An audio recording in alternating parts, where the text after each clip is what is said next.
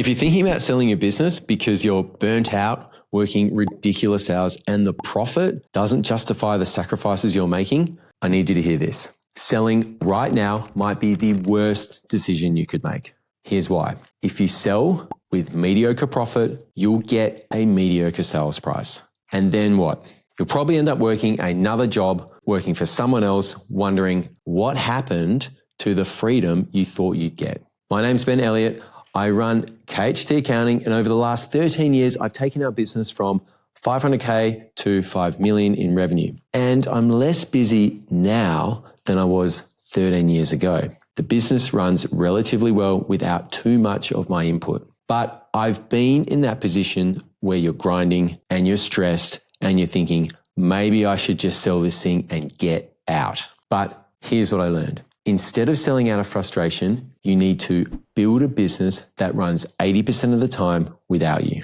So I'm going to show you exactly how to do that, the 3 key areas you need to focus on, and why most business owners stay trapped, and how to build something that actually gives you freedom instead of just a one-time payday. Let's get into it. I'll start by explaining why selling right now is the wrong move. And the reality is, sale price is based on profit. So let's say you've got a business doing 1 million in revenue with 15% net profit after you pay yourself a wage. That's 150,000 in profit. A business like that might sell for 2 times profit. So 2 times 150,000 is 300,000. That's your payday. Now, 300,000 sounds like a lot, but think about it. You've built this business from nothing. You've put in years of work. And after tax on the sale, you're walking away with maybe 200 to 250,000. What are you going to do with that? I ask this question to business owners all the time. And most of them say, I don't know, maybe get a job, take a break. But here's the thing. You left a job because you wanted freedom. You wanted to run your own thing. And now you're going to go back to working for someone else. You'll be back in the same position you were before you started your business, except now you're a few years older and you've just sold something you've spent years building for a fraction of what it could have been worth. Because here's what happens if you don't sell. If you go through the process I'm about to show you and you increase that profit to 300,000 and you build a system and a team, so the business is no longer reliant on you, that business becomes a lot more attractive to a buyer. Now it might sell for 4 times profit, and 4 times 300,000 is 1.2 million. So you've gone from a $300,000 sale to a $1.2 million sale. That's a $900,000 difference. But here's the best part. If you've done all of this, if you've built a business making great profit that's not reliant on you, why would you sell? And I've got clients who have done exactly that. They're not selling because now the business is giving them what they wanted in the first place, freedom. So the question isn't, should I sell? The question is, how do I build a business that runs without me? And you do that by focusing on 3 key areas. If you're feeling burnt out right now, the chances are you're stuck in all 3 of these areas, trying to do it all yourself. The 3 key areas are marketing and sales, operations, admin and finance. Right now, you're probably doing all 3. You're doing the marketing, you're doing the sales calls, you're doing the actual work in operations, and you're doing the admin, the invoicing, the chasing the payments, paying bills, and trying to keep the finances organized. No wonder you're burnt out. What you need to do is get the right people in the right roles doing each of these things. And there's a process to this. You start with admin and finance first. This is the first area you need to remove yourself from. And you do that by hiring people either internally or externally to take over the admin functions of the business. So this might look like you hire a personal assistant or a business manager, or you outsource the finance function to someone like me. Now you're out of admin. This can take some time because you've got to find the right people. But once you do, you've freed yourself up to focus on the areas that actually drive the business forward. You're not chasing invoices anymore. You're not entering bills into zero. You're not dealing with payroll issues. Someone else is doing all of that for you. And here's the thing.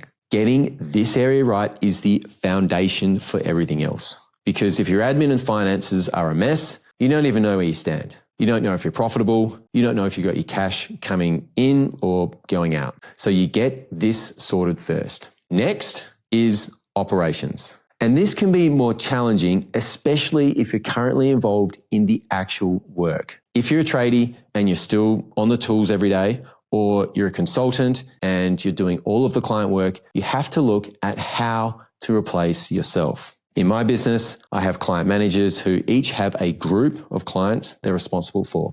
I'm not completely out of operations myself. I don't do any of the actual work, but I still review a lot of work and meet with a lot of clients. But the point is, I'm not doing the day-to-day anymore. I've built a team of people who can do that work as well as I can, probably better. And that's what you need to aim for.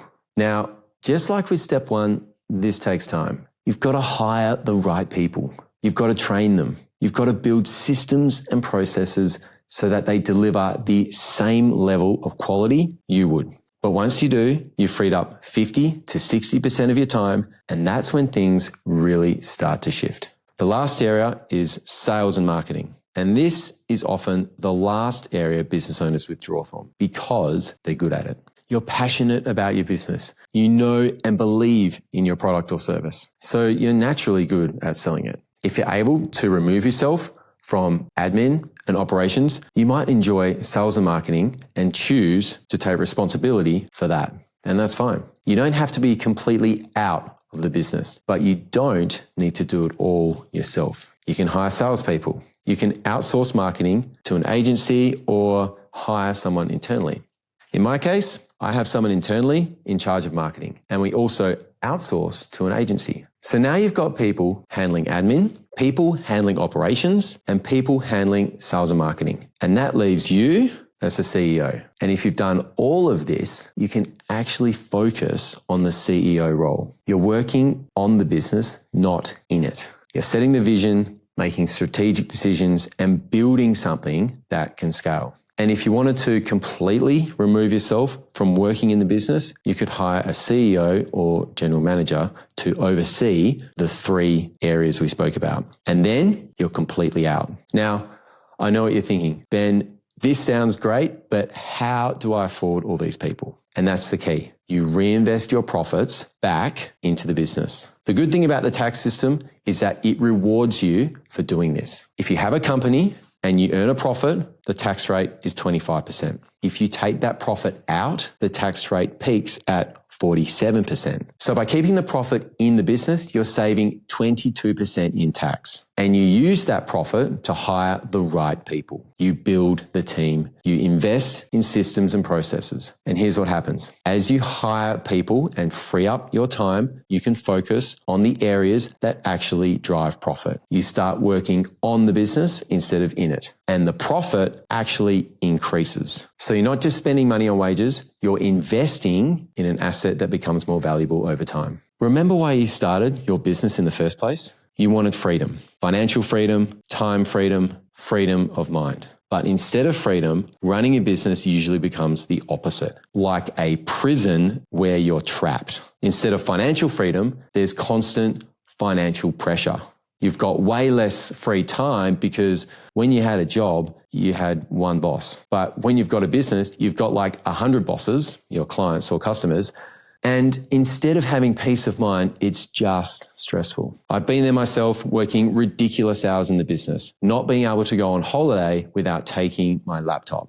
And the profit was okay, but I could have earned just as much having a job. Fast forward a number of years and things are a bit different for me now, but it has taken time and effort focusing on the right areas and slowly building to where we are today. And it's not just my own experience. I remember one client in particular. He had a business here in Perth and made the decision to move his family to Sydney. He kept his business in Perth and was going to run it from Sydney. Now, this was about 10 years ago, well before the Zoom meeting revolution. I thought this was a crazy idea. But speaking with Paul, his whole intention was to get himself out of the business and have it stand on its own 2 feet. Fast forward to now, he's doubled the profit of his business and works part-time hours himself, leaving him spare time to spend with his family and pursue other hobbies, like he's big into music, for example. So it can be done. You don't have to sell. You don't have to go back to a job. You can still access the freedom you started this business for. You just need to get it set up right. So if you're thinking about selling your business because you're burnt out, don't do it yet. Go through this process. Get the right people in the right roles. Build a business that runs 80% without you. And then if you still want to sell, you'll sell it for 3 or 4 times what you would have sold it for now. But the chances are, once you've built that business, you won't want to sell it because now it's giving you the freedom you wanted in the first place. And if you need help with this, book a call with us. We'll sit down with you, look at your situation and make sure you've got the right systems and the right structure in place. Links in the description below. And if you found this helpful, subscribe. We're putting out a new video every week on tax structuring, strategy, and building a profitable business.